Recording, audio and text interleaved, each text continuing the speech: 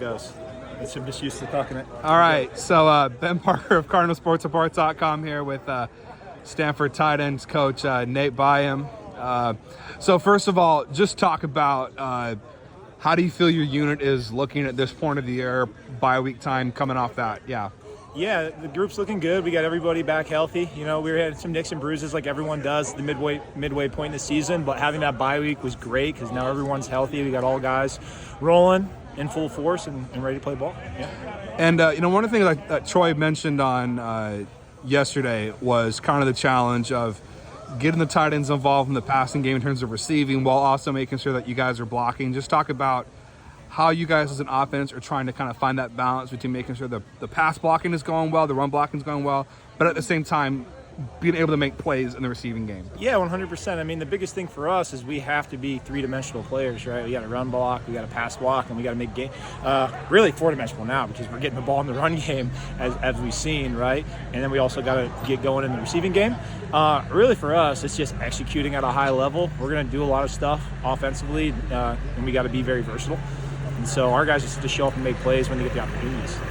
Yeah, and kind of touch on that a little more. You kind of mentioned the run game, but just talk about how you feel that's working and what's it like for a tight end to kind of get inserted into the run game in terms of getting handoffs and things like that. Yeah, I mean, I think the biggest thing is our tight ends are athletes, and they're playing as athletes right now. So we give him the ball. I think was it week 2, and he did a great job with it. And we're like, well, we can continue to build on this type of stuff, and it's been good for us. But it just makes us more versatile. Yeah, and also, too, just kind of talk about, Urosic specifically. Obviously, he's got the pieces to be a really good part of the offense. Just kind of what's the key to getting him going more specifically in the offensive scheme? I mean, it's really just executing the game plan and putting us in that position. I mean, he has the talent, he has the ability, he's working really hard. Now it really comes down to executing the game plan because obviously he has an involvement in that. Yeah, for sure. Talk about the Colorado defense from your perspective, what you've kind of seen from them, and just kind of what's going to be the key to the offense being successful against them, both from a tight end perspective and just kind of holistically the offense. Yeah, I mean, they're very fast and athletic. They fly around. They give you a lot of versatile. They try to give you a lot of different fronts. So you're going to see a very eclectic defense with the looks that they're going to give you, multiple pressure looks, multiple coverages, and they try to confuse you with that, right? The good thing is we've seen a couple defense similar structure to that. So the tight ends have done a really good job IDing fronts and coverages and putting themselves in good shape. Yeah. And then just kind of reflecting back on the bye week real quickly, just kind of how much of a benefit do you think it was for the team to have the time of the bye week, and just also what was kind of the main kind of points emphasis that you had with your unit in terms of resting and healing up and just kind of managing that week off? Yeah, I always think having a bye week mid-season is great because that's when you can get those bumps and bruises and any nicks taken care of. And then I'm a big back to fundamentals guy. As seasons go on, you lose a little bit of indie time because you're more structured toward defenses. So getting that bye week, you can really get some more individual time and really work your fundamentals and tighten those up going into the second half of the season. So our techniques are much sharper. And then you guys had a tight end join you kind of late in the summer, Chico Hall. We talked about him earlier. Just kind of talk about how is he kind of progressing, how is he kind of looking kind of in practice now that he's had some time with you guys? Yeah, Chico's doing great. He's really catching on. He caught on to the offense quickly. I think he only had like 8 or 9 practices of camp maybe before the season started, and he started doing some scout team stuff. We've got him up. We're starting to get him ready, and I think he's put on 15 pounds of muscle already since he's been here, just living in the weight room and working with Coach Zorn and Coach Dietrich and his group. But he's really learning, and he fits in great. Yeah, and then also too, you guys are going into kind of a high altitude kind of environment.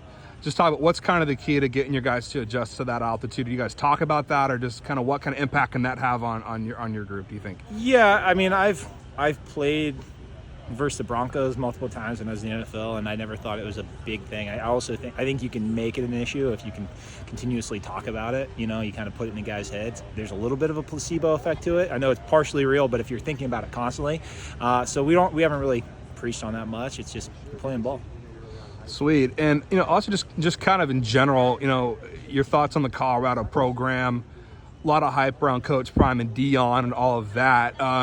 Do you sense from your guys at all there's any extra kind of hype going into the game, knowing what they've been, or not necessarily? Or Not really. No, I mean we really focus on ourselves. We don't really focus on the opponent in that regard, right? We got to make ourselves better every week, and that's what we're working on. I think in regards to Dion and his program, those guys are doing a great job getting that thing turned around, and they have a lot of good coaches on that staff, and they're working hard. Yeah, and also too, just talk about. I'm trying to ask you here. I'm kind of blanking on this. I'm blanking on this question. Yeah, I think. It's coming back to you finally. Boom. I'm not sure what that was. Just on the quarterback. Good, man. On the quarterback situation, just what's that been like for your guys working with two different quarterbacks throughout the season? Just how are they kind of adjusted to that? Yeah. Honestly, it hasn't even been brought up in my room. I think they're just used to getting reps from both guys, and they've always worked with them. So it really hasn't even been a thing that's even been brought up to our guys, because they're used to working with both guys consistently all throughout the summer and through camp, through the season so far.